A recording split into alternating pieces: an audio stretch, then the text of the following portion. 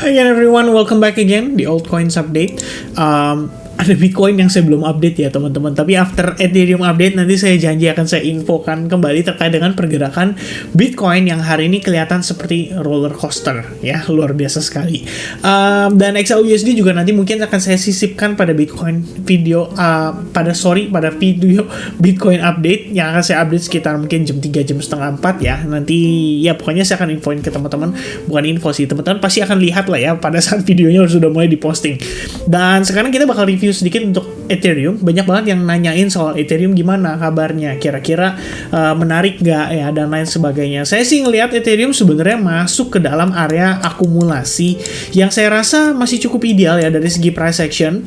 Kalau kita lihat bigger pictures, sebenarnya secara dia punya kalau kita bisa bilang secara dia punya struktur ya, sebenarnya masih terlihat cukup oke.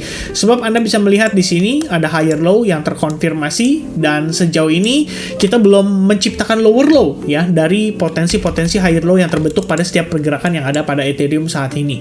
Kalau misalkan kita ngelihat lagi di sini, kita gunakan Fibonacci retracement from the bottom to the top, lebih kurangnya seperti ini ya teman-teman. Sebenarnya progress Ethereum di sini itu terkoreksi baru sebatas Fibonacci 50%. Ya, $18-16 merupakan area yang mungkin cukup penting ya untuk Ethereum perlu pertahankan, dan di sini pun terdapat yang namanya confluence ya dengan salah satu level psychology $18.25 pada Ethereum. Jadi mungkin kalau kita lihat di sini ada dinding tebal lah ya yang harus dipertahankan oleh Ethereum sekitaran $18-16.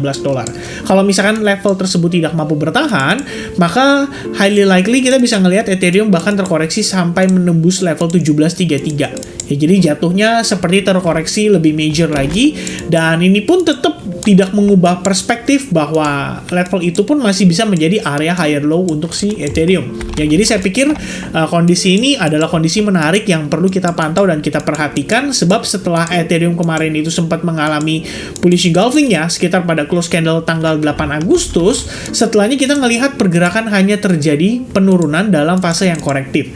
Jadi saya pikir di sini bisa menjadi sebuah peluang untuk Ethereum kembali mengalami rebound ya atas penurunan yang korektif tersebut. Nah, untuk detailnya kita bisa melihat pada time frame yang lebih kecil seperti di 4 jam. Personally saya lagi ada open position long terhadap Ethereum ya. Tadi baru aja ngeset limit, saya tinggal makan sebentar teman-teman. Tiba-tiba karena market dump ya. Jadi ada satu candle turun lumayan agresif di sini, mengaktifasi order limit saya, dan selebihnya posisi saat ini sedang dalam keadaan floating minus ya. Floating minusnya sih ya nggak terlalu signifikan lah.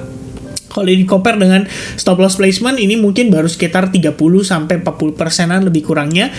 Jadi saya masih punya peluang atau kesempatan untuk melakukan mitigasi seandainya tidak sesuai dengan ekspektasi yang saya harapkan pada close candle sekitar 1 jam lagi ya. Jadi sekitar 30 menitan lah kalau dari sekarang. Yang saya concernkan adalah bagaimana di time frame seperti 4 jam di sini. Kita melihat bahwa proses koreksi sebelumnya terjadi dalam fase yang korektif membentuk sebuah falling wedge pattern. Lalu pada satu titik kita melihat rejection terjadi, menyebabkan harga berhasil break pada falling wedge dan di follow up dengan progress yang cukup korektif juga di sini, membentuk semacam falling wedge lagi. Ya, jadi selain itu kita juga bisa lihat bahwa ya ini mungkin kita bisa mulai melakukan yang namanya adjustment ya. Menurut saya di sini dengan kondisi yang terjadi barusan, seperti kita terkonfirmasi bahwa Ethereum di sini masih bergerak di dalam pergerakan yang cenderung terbatas antara range 1835 dengan range $18.60 lebih kurangnya. Jadi sebenarnya entry position yang saya lakukan di sini ya, saya bisa katakan bahwa ini bukanlah entry yang cukup ideal jatuhnya kan. Kenapa demikian? Karena setelah kita tadi expect dia berhasil reclaim ya area SNR-nya, which is dia close-nya sudah sempat di atas, ekspektasi saya adalah melihat Ethereum mengalami retracement sesaat saja dan langsung meneruskan penguatannya. Tapi ternyata yang terjadi karena Bitcoin-nya juga mengalami koreksi, dan beruntungnya adalah Bitcoin dominance-nya juga sama-sama terkoreksi di sini, jadi menyebabkan Ethereum punya kesempatan untuk tidak terlalu tertekan parah seperti kondisi pada Bitcoin saat pergerakan sekitar 1 jam yang lalu. Jadi untuk progres sementara, kalau yang saya perhatikan di Ethereum ini sebenarnya dengan saya maintain position long, minimal saya masih bisa dapat kesempatan untuk close dalam keadaan break even. Kalau misalkan saya nggak suka dengan progress yang terbentuk saat ini. Tapi kalau misalkan seandainya close candle-nya tidak sesuai dengan ekspektasi saya, mungkin saya akan decide untuk close half portion di sini dalam keadaan minus sekitar 30-an% ya dari initial risk yang saya set up, dan sisanya baru akan saya maintain. Dengan catatan, si harga tidak boleh close di bawah area $18.39, karena kalau misalkan dia close di bawah itu, mungkin saya akan reduce lagi posisi saya by seluruhnya ya. Jadi kayak jatuhnya full close dalam keadaan minus ya, karena tidak sesuai dengan ekspektasi. Itu mungkin jadi pertimbangan untuk saat ini yang saya lihat pada si pergerakan Ethereum. Karena dengan Bitcoin dominance-nya turun, jadi sebenarnya saya punya melihat ada beberapa kesempatan market masih bisa mengalami rebound kembali ya. Kalau kita lihat di sini ketika Bitcoin-nya turun jadi 0, sekian persen ya dalam gain harian ini, kita bisa lihat sebenarnya altcoins masih bergerak bebas. Bahkan ada H-bar di sini yang naiknya sekitar 15%-an lebih kurangnya.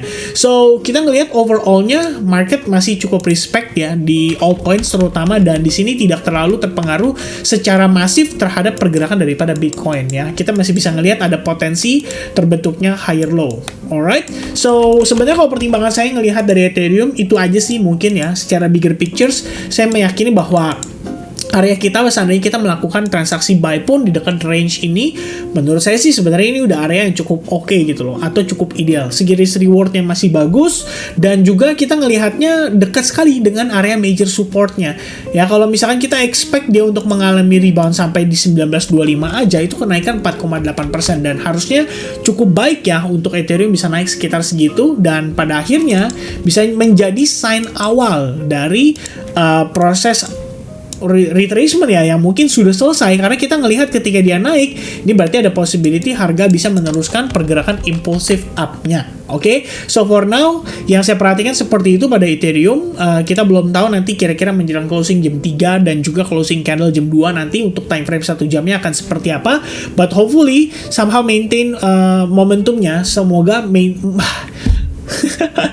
momentumnya ya untuk market tetap bisa mempertahankan area support resistance yang tadi kita mention itu tetap ada gitu, terutama dari perspektif Bitcoin-nya supaya tidak memberikan tekanan jual yang lebih signifikan lagi. Oke, so detail nanti untuk Bitcoin kita akan bahas di video terpisah. Thank you so much guys yang udah nonton video ini sampai selesai. Semoga kiranya bisa bermanfaat, dan sampai jumpa kembali di update berikutnya. Cheers guys, bye bye.